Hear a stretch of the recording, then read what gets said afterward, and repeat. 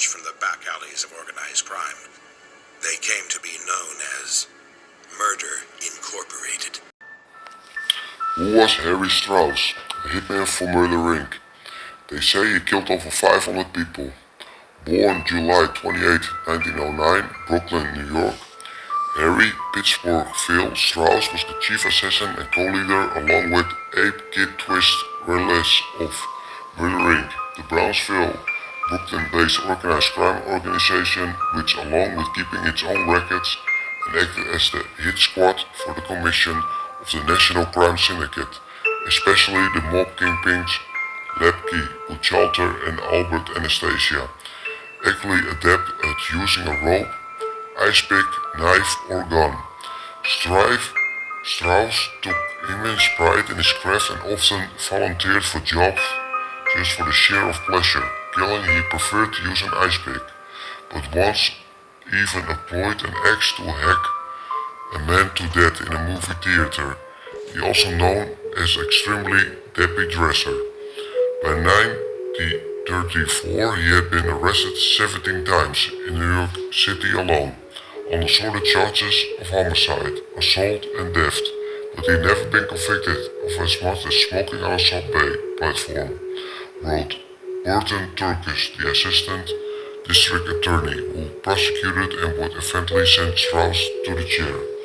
After eluding one such conviction, Police Commissioner Louis Joseph Valentine said of Strauss, "This man is a paid assassin. When you meet such men, draw quickly and shoot accurately."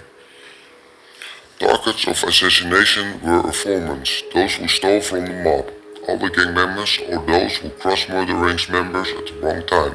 Strauss was frequently sent out of town to do jobs for regular crime organizations, who currently reasoned that since he was not affiliated with those hiring him, and a stranger to the local police, they and he would not be linked to the killings.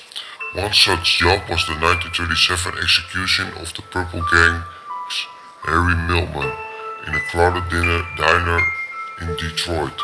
Strauss and another man had entered the establishment with pistol blasting, along with killing their target, wounded 5 other diners. In September 1940, Wireless turned an informer for the police and began testifying against his former colleagues.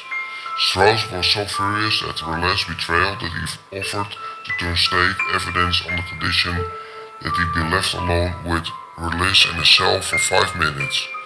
Offer rejected. Strauss was made to stand the trial for September 5, 1939, murder of Irving Puggy Feinstein. Feinstein was a bookkeeper who ran afoul of Anastasia, who was killed by Strauss, Wireless and Martin Bookie Goldstein in Wireless' house via an ice pick and a rope. He was then dumped in the area.